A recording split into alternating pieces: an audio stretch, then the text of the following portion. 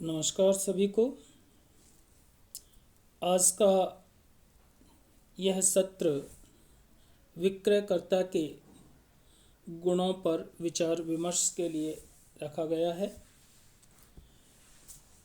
इससे पूर्व हमने जीवन वृत्ति के रूप में विक्रय कार्य पर विचार विमर्श किया था।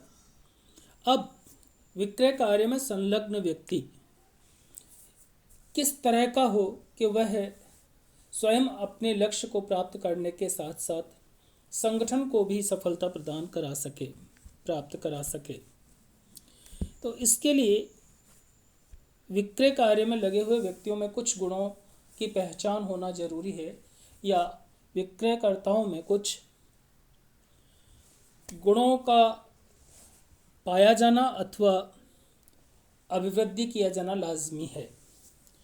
यदि हम कुछ मुख्य बिंदुओं में इसको बांटें, विभागों में बांटें, तो माना जा सकता है कि एक विक्रयकर्ता में शारीरिक गुण जो श्रेष्ठ होने चाहिए।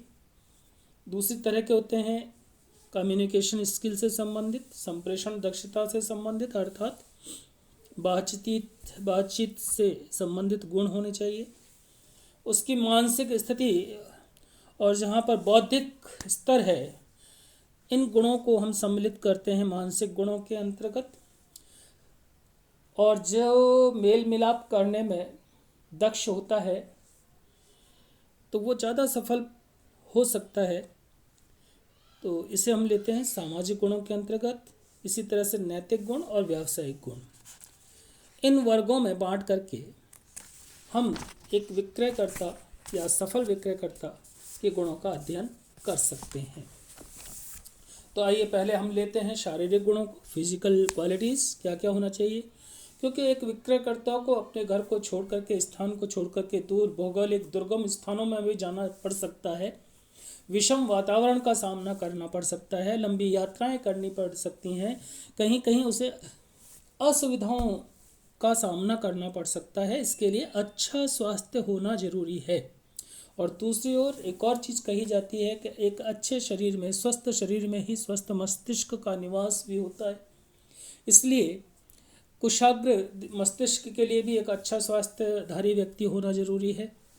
और यदि निर्बाध रूप से सही ढंग से कार्य करे तब भी अच्छे स्वास्थ्य की आवश्यकता पड़ती है। तो स्वास्थ्य तो अच्छा होना ही चाहिए प्रत्येक व्यक्ति के लिए। विक्रयकर्ता को भी ये अपेक्षा की जाती है कि उसका स्वास्थ्य अच्छा हो। फिर गुड अपीयरेंस हो, सुदृश्य हो, यानी कि वो देखने में सुंदर यानी प्रभावशाली हो।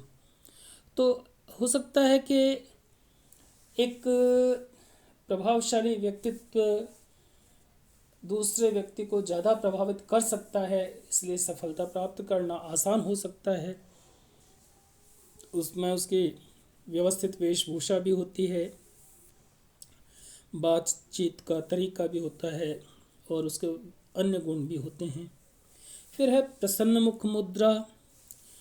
हाँ, अगर आप उदास, भारी या चिंतायुक्त भाव भंगिमा लेकर के उपभोक्ताओं के सामने या संभावित ग्राहकों के सामने जाते हैं तो निश्चित तौर से उस पर एक सकारात्मक प्रभाव नहीं पड़ेगा। लेकिन आप स्मित हास्य या प्रसन्न मुख मुद्रा या एक खुशनुमा चेहरा लेकर के सामने जाते हैं, आप एक अलग बॉडी लैंग्वेज उसको दर्शाते हैं, संदेश देते हैं बॉडी लैंग्वेज से। मुख की मुद्राएं भी, प्रसन्न मुख मुद्राएं भी व्यक्ति को प्रभावित करती हैं। इसलिए प्रफुल्ल व्यक्ति, प्रसन्नचित्त हंसमुख व्यक्ति सफलता प्राप्त ज़्यादा कर सकता है। फिर है स्फूर्ति होनी चाहिए, ताकि वे किसी काम को धीरे धीरे करने के बजाय शीघ्रता पूर्वक कर सके। कार्यशक्ति यानी स्टेमिना होनी चाहिए उसमें।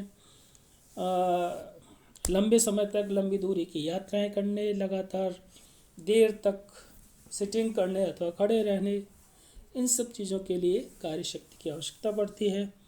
बॉडी लैंग्वेज, उसकी हाव भाव, हम जितना वाणी से कम्युनिकेट करते हैं, संप्रेषण का आदान प्रदान करते हैं, उससे कहीं ज़्यादा हमारा शरीर अर्थ को समझ को एक व्यक्ति से दूसरे व्यक्ति तक पहुंचा देता है। इसलिए हाव भाव उपयुक्त होने चाहिए। स्वच्छता का गुण तो चाहिए ही चाहिए। एक गंदी वेशभूषा, गंदगी, अव्यवस्थित तो सही संदेश नहीं दे पाती। अब हम बात करते हैं स्पीकिंग क्वालिटीज़ के ऊपर, यानी बातचीत से संबंधित गुण। तो ऐसे वाणी बोलिए मन का आपा खोए, औरन को शीतल करे आपहु शीतल होए, यानी मधुर वाणी होनी चाहिए। और मधुर वाणी किसे अच्छी नहीं लगती? किसी की भी प्रशंसा की जाए तो उसे अच्छी ही लगती है। हाँ, कागा काको धन हरे, कोयल काको दे, मीठी वाणी बोलकर जग अपना कर ले। यानी कि ये वाणी के गुण हैं। तो वाणी अच्छी हो, मधुर हो, स्पष्ट उच्चारण हो, जो कुछ कहा जाए वह समझ में आए, जो कुछ कहा जाए वह वही उच्चारित भी हो। क्योंकि हिंदी भाषा की एक विशेषता है कि इसमें जो कुछ कहा जाता है वही लिखा भी जाता है, जो लिखा होता है वही पढ़ा भी जाता है। अर्थात उच्चारण सही होने पर अर्थ भी सही ढंग से संप्रेषित हो सकता है। अगर उच्चारण में भिन्नता आती है तो अर्थ परिवर्तित हो जाते हैं। शब्दावली सही होनी चाहिए। उचित शब्द, सही शब्द, रहीमन पानी राखिए, बिन पानी सब सून, पानी गए न उबरे, मोती मानुष चून। अब यहाँ पर यदि हम पानी के स्थान पर जल कर दें तो जल का संयोग मोती से नहीं बैठता, आटे से नहीं बैठता, लेकिन पानी का संयोग बैठता है। तो पानी गए न उबरे, मोती मानस चून। तो यहाँ एक जो शब्द हैं वो एक विशेष स्थान पर एक विशेष अर्थ के प्रतिपादक होते हैं और ज़्यादा प्रभावी होते हैं, ज़्यादा गहराई से असर कर सकते हैं। इसलिए शब्द उचित होना आवश्यक है। प्रस्तुतिकरण अच्छा होता है। हम शीघ्रतापूर्वक प्रभावी प्रस्तुतिकरण नहीं होगा तो प्रभाव उत्पन्न नहीं होगा। इसलिए हम देखते हैं कि अभिनय करने में जिसके पास अभिनय क्षमता या कला अधिक होती है वो ज़्यादा गहराई तक दर्शकों को बांध सकता है, संदेश वहाँ तक पहुँचा सकता है। तो विक्रयकर्ता के लिए भी आवश्यक है प्रस्तुतिकरण की क्षमता अच्छी हो। उचित समय पर उचित भाव भंगिमा का प्रदर्शन। ये देखा जाए कब हंसना है, कब गंभीर होना है। गंभीर बातों में अगर हंसी आ जाए, हंसते जाए तो भरोसा नहीं होता। ऐसी बहुत सी चीज़ें होती हैं। तृतीय बिंदु पर आते हैं मानसिक गुण, यानी मेंटल क्वालिटीज़। तो युक्ति संपन्नता होना चाहिए। प्रखर बुद्धि भी आवश्यक है, क्योंकि क्विक रेस्पॉन्स वहाँ करना होता है। इसलिए प्रत्युत्पन्न मति की आवश्यकता पड़ती है प्रखर बुद्धि की, जिसे हम कहते हैं प्रेजेंस ऑफ माइंड। सामने वाला पक्षकार क्या कहने वाला है उसको समझ करके उसे किस ढंग से अपने जवाब से संतुष्ट किया जाए, इसके लिए प्रखर बुद्धि की आवश्यकता पड़ती है। फिर इमेजिनेशन यानी कल्पना शक्ति की आवश्यकता पड़ती है, जो कि एक विक्रयकर्ता का विशेष गुण होता है। वो इस तरह से शब्द चित्र प्रस्तुत कर देता है कि चीज़ें सामने न होते हुए भी उपभोक्ता को या संभावित ग्राहक को उससे उसकी आवश्यकता महसूस होने लगती है। तो इस तरह के शब्द चित्र तभी हो सकते हैं जब विक्रयकर्ता के यानी प्रस्तुतकर्ता की कल्पना शक्ति सही हो और शब्दों का चयन उचित हो और उसमें अभिनय क्षमता भी हो, यानी प्रस्तुतिकरण प्रभावी प्रस्तुतिकरण की क्षमता भी हो। महत्वाकांक्षा भी उसे होना चाहिए, महत्वाकांक्षी भी होना चाहिए, क्योंकि महत्वाकांक्षी ही व्यक्ति आगे बढ़ने के लिए ज़्यादा कार्य करता है। आशावादी, अगर आप निराशावाद हो जाएंगे तो नकारात्मकता आपकी कार्यक्षमता को कम कर देती है, प्रभावशीलता को कम कर देती है। इसलिए आशावादी होना चाहिए। परिपक्वता भी आवश्यकता है। स्मरण शक्ति तीव्र होनी चाहिए ताकि याद रहे किन क्षेत्रों में किन ग्राहकों से मिले थे, उनको अगर वो पहचानता है, नाम से बोलता है तो ज़्यादा नज़दीकी महसूस होती है, आत्मविश्वास बढ़ता है और निकटता महसूस होने से जुड़ाव बढ़ता है। पहल शक्ति तो आवश्यकता है ही, जो प्रस्तुत करने में घबराता है, आगे बढ़ कर के सही अर्थों से समझा नहीं पाता, तो फिर वो विक्रयकर्ता ज़्यादा सफलता प्राप्त नहीं कर सकता। इसी तरह से फिर हैं सामाजिक गुण, सोशल क्वालिटीज़, यानी उसे मिलनसार होना चाहिए, व्यवहार कुशल होना चाहिए, उसमें विनम्रता होनी चाहिए। अहंकार, उद्दंडता, अकड़ अन्य व्यक्तियों को दूर कर देती है, समझदारों को तो बिल्कुल ही दूर कर देती है, इसलिए विनम्रता भी आवश्यक है। सहयोगी प्रवृत्ति आवश्यक है। आप किसी की मदद करेंगे, 4 जनों की मदद करेंगे तो 2 आपकी भी मदद के लिए तैयार हो जाएंगे। सुशील स्वभाव होना चाहिए। वाक्पटु यानी वाक्पटुता, कब क्या कहना है, कितने शब्दों में कहना है, कहीं ज़्यादा समझाना पड़ता है अर्थात व्याख्या करनी पड़ती है, कहीं संक्षिप्त में यानी गागर में सागर भरना पड़ता है। तो एक और चीज़ है एम्पैथी, दूसरों की भावनाओं को समझना और उसके आधार पर निर्णय लेना। और फिर आता है चारित्रिक अथवा नैतिक गुण, एथिकल क्वालिटीज़ या मोरल क्वालिटीज़।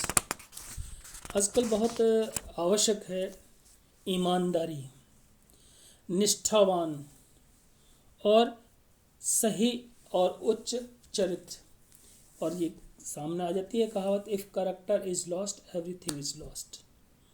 फिर व्यावसायिक यानी वोकेशनल क्वालिटीज़ क्या होनी चाहिए। ये सारी चीज़ें हैं, ये सारे के सारे गुण हम व्यवसाय के लिए ही, व्यावसायिक संगठन के लिए ही काम में लेते हैं। इसलिए ये ज़रूरी है कि जो व्यक्ति विक्रयकर्ता के क्षेत्र कार्य में विक्रय कार्य के क्षेत्र में जाना चाहता है, विक्रयकर्ता बनना चाहता है, उस क्षेत्र में उसकी रुचि भी होनी चाहिए, तो विक्रय के लिए अभिरुचि हो।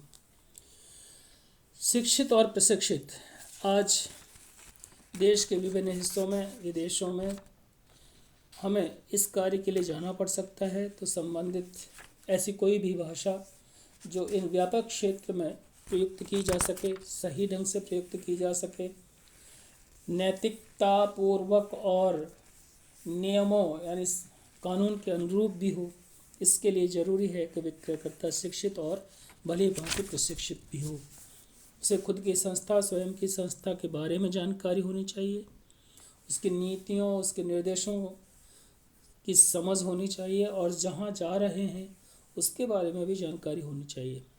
विक्रयकर्ता जिस वस्तु को प्रस्तुत करना चाहता है उस वस्तु यानी उत्पाद की जानकारी होना जरूरी है, अर्थात वस्तुओं की जानकारी हो, ग्राहकों के, संभावित ग्राहकों की जानकारी हो, ग्राहकों के बारे में आयु,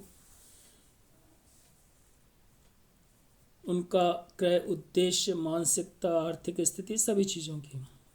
और कम्युनिकेशन स्किल तो अच्छी होनी आवश्यक है ही है, उसे उत्साही भी होना चाहिए।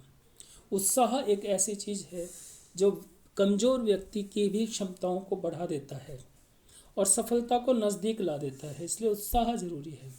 और इन सब चीज़ों के लिए ज़रूरी है स्व प्रबंधन, सेल्फ मैनेजमेंट।